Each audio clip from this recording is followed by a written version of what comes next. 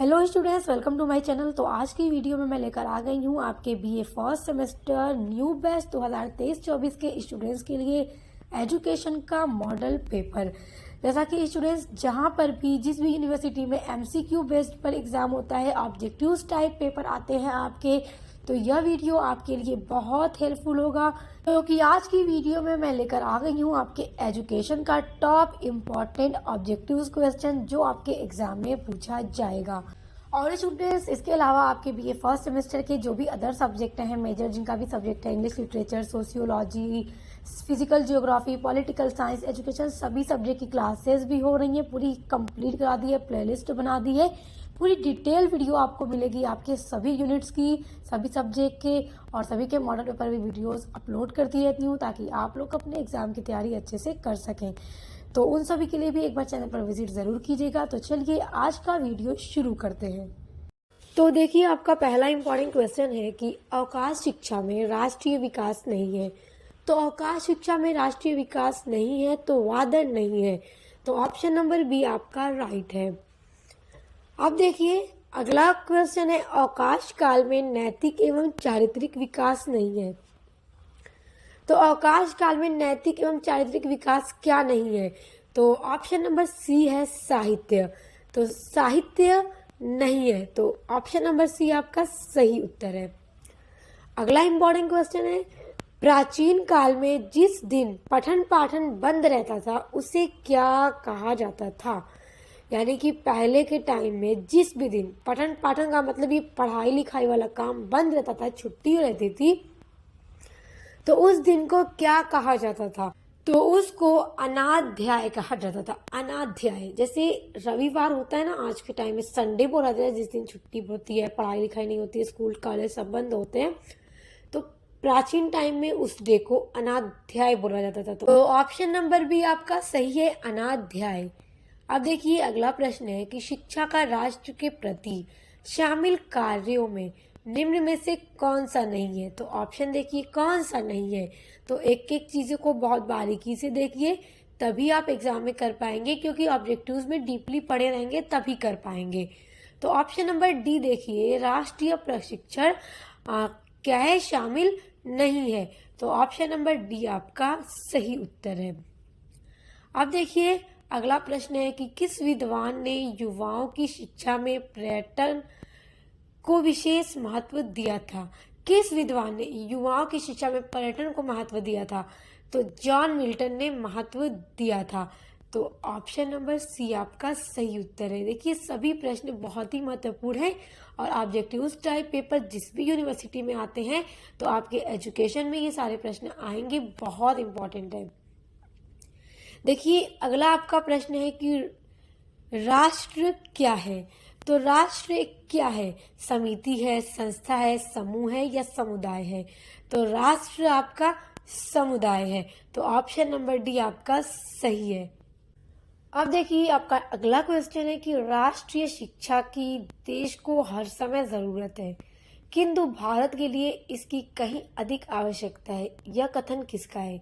यानी कि अब देखिए, ये कथन है, किसने कहा है इस कथन को कि राष्ट्रीय एकता की देश को हर समय जरूरत होती है, लेकिन भारत के लिए इसकी कहीं अधिक आवश्यकता है, मतलब इसको और ज्यादा इसकी जरूरत है। तो किस विद्वान का ये कथन है? तो डॉक्टर कानूनगो का ये कथन है। ओके, डॉक्टर कानूनगो ने इस बात को कहा है, तो ऑप्शन नंबर ए आपका सही उत्तर है। अब देखिए, अगला प्रश्न है कि राष्ट्रीय एकता समिति में राष्ट्रीय एकता को प्रबल बनाने के लिए सुझाव पत्र तैयार किया था, किस सन में? यानी किस सन में तैयार किया गया था? किस चीज का सुझाव पत्र? कि राष्ट्रीय एकता समिति ने राष्ट्रीय एकता को प्रबल बनाने के लिए जो सुझाव पत्र तैयार किया, तो वो किस सन में किया था?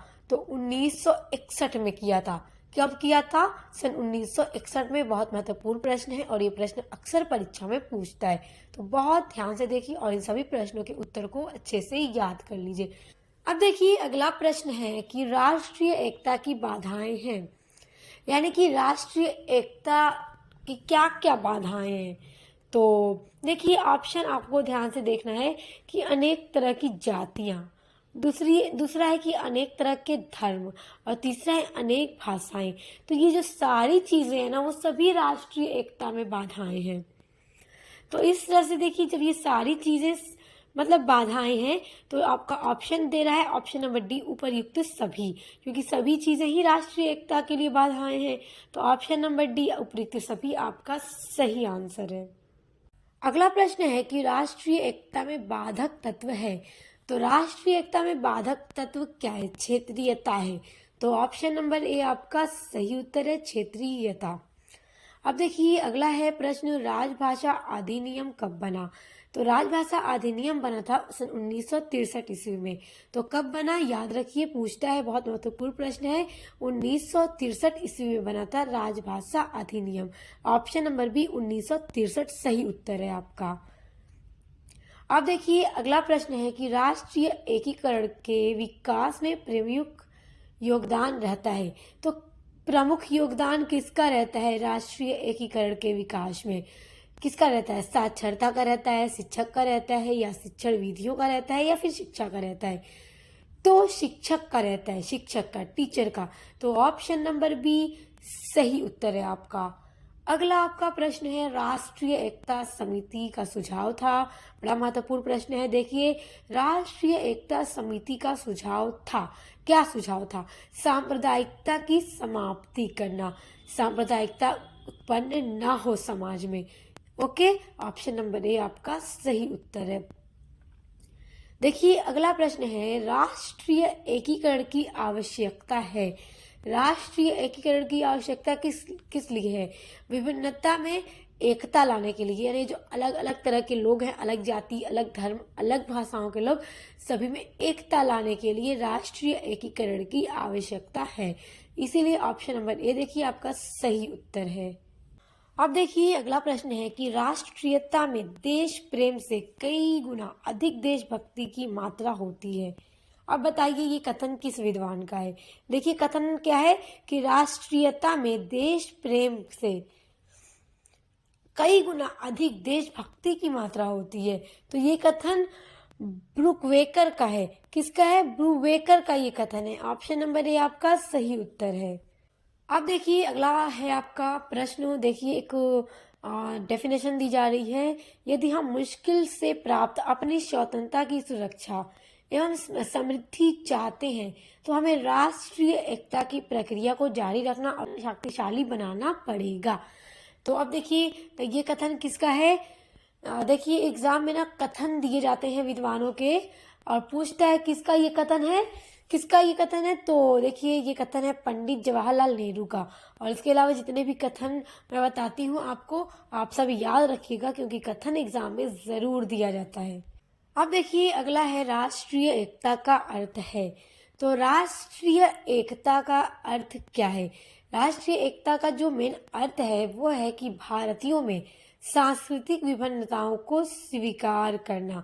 तो ऑप्शन नंबर बी आपका सही उत्तर है। बहुत महत्वपूर्ण प्रश्न है, एग्जाम में दिया जाता है। अगला देखिए, अगला भी दे रहा है, एक डेफिनेशन ही है, एक परिभाषा है। परिभाषा ये है कि राष्ट्रीय रीति रिवाजों का अस्थापीयन वैज्ञानिक जीवन को एक तुच्छ वस्तु बना देता है। अब बताइए ये परिभाषा किस शिक्षा शास्त्री की है, किस विद्वान की ये डेफिनेशन है? तो ये डेफिनेशन है टीपी नन की। किसकी है? टीपी नन की ये डेफिनेशन है। ऑप्शन नंबर सी आपका सही उत्तर है। अब देखिए अगला है आपका प्रश्न, बहुत महत्वपूर्ण प्रश्न है, देखिए ध्यान से। अखिल माध्यमिक परिषद की स्थापना कब हुई थी? तो कब इसकी स्थापना हुई थी? इसकी स्थापना सन 1955 ईस्वी में हुई थी। और स्टूडेंट्स देखिए इसके अलावा जो आपका एजुकेशन का यूनिट है ना, सिलेबस, नया एजुकेशन एनईपी 2020 के अकॉर्डिंग जो आपका न्यू सिलेबस है एजुकेशन का, उसकी जो यूनिट्स हैं सारी 1 से लेकर 8 तक, वो मैं करवा चुकी हूँ। उसकी प्लेलिस्ट भी बना दी है, सारा नोट्स भी है। तो अगर आप डीपली पढ़े रहेंगे तो आपके लिए और अच्छा होगा एग्जाम में। तो मैं आपको डिस्क्रिप्शन बॉक्स में एजुकेशन की प्लेलिस्ट की लिंक दे दूंगी, तो इस वीडियो को आप पढ़ने के बाद डिस्क्रिप्शन बॉक्स में दी हुई लिंक पर जरूर विजिट कीजिएगा। अब देखिए अगला महत्वपूर्ण प्रश्न है आपका, अखिल भारतीय प्राविधिक शिक्षा परिषद को कब वैधानिक संस्था बनाया गया? तो कब बनाया गया इसको वैधानिक संस्था? इसको बनाया गया 1887 ईस्वी में। तो याद रखिए ऑप्शन नंबर सी 1887 ईस्वी सही उत्तर है आपका। अगला है आपका प्रश्न, राष्ट्रीय शैक्षिक अनुसंधान एवं प्रशिक्षण परीक्षण यानी NCERT की स्थापना कब हुई? तो इसकी स्थापना हुई थी 1961 ईस्वी में। कब हुई थी? सन 1961 ईस्वी में। ये प्रश्न भी परीक्षा में पूछता है, बहुत महत्वपूर्ण है। अब देखिए अगला प्रश्न है कि शिक्षा आयोग के प्रतिवेदन का नाम था। तो शिक्षा आयोग के प्रतिवेदन का नाम क्या था? तो नाम था शिक्षा एवं राष्ट्रीय विकास। तो ऑप्शन नंबर बी आपका सही उत्तर है। अब देखिए अगला प्रश्न है कि राष्ट्रीय एकता के निर्माण में डैश डैश की भूमिका अत्यधिक है। तो राष्ट्रीय एकता के निर्माण में किसकी भूमिका ज्यादा होती है? तो अध्यापक की यानी टीचर की भूमिका बहुत ज्यादा होती है। तो ऑप्शन नंबर बी आपका सही उत्तर है। अब देखिए अगला महत्वपूर्ण प्रश्न है आपका कि सामान्य रूप से संपूर्ण मानव जाति पर लागू होने वाले उद्देश्य कौन से हैं? तो संपूर्ण मानव जाति पर लागू होने वाला उद्देश्य कौन सा है इनमें से? तो ऑप्शन नंबर डी देखिए, व्यक्तिगत। तो व्यक्तिगत आपका सही उत्तर है, ऑप्शन नंबर डी। अब देखिए अगला आपका क्वेश्चन है, modernising effects of university education के लेखक कौन है? देखिए ये एक बुक है। अब इस बुक के राइटर कौन है?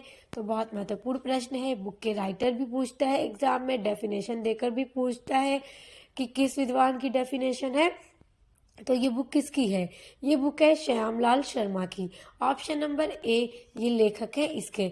अब देखिए अगला आपका क्वेश्चन है, education and modernization in Brazil के लेखक कौन है? तो अब इसके लेखक कौन है? इसके लेखक है सैंडर्स। तो ऑप्शन नंबर ए आपका सही उत्तर है। अब देखिए नीचे फिर एक ऐसा ही क्वेश्चन पूछ रहा है कि भावात्मक एकता पर लिखी यह पुस्तक education culture and social order किस पर लिखी हुई ये पुस्तक है? भावात्मक एकता पर लिखी हुई ये पुस्तक है। तो इस पुस्तक के राइटर कौन है? केजी सैदेन है। कौन है? केजी सैदेन। ऑप्शन नंबर ए आपका सही उत्तर है। अब देखिए अगला महत्वपूर्ण आपका प्रश्न है, एक देखिए फिर परिभाषा दी जा रही है कि भावात्मक एकता से मेरा अभिप्राय है हमारे विचारों और भावनाओं की एकता एवं पृथकता की भावनाओं का दमन।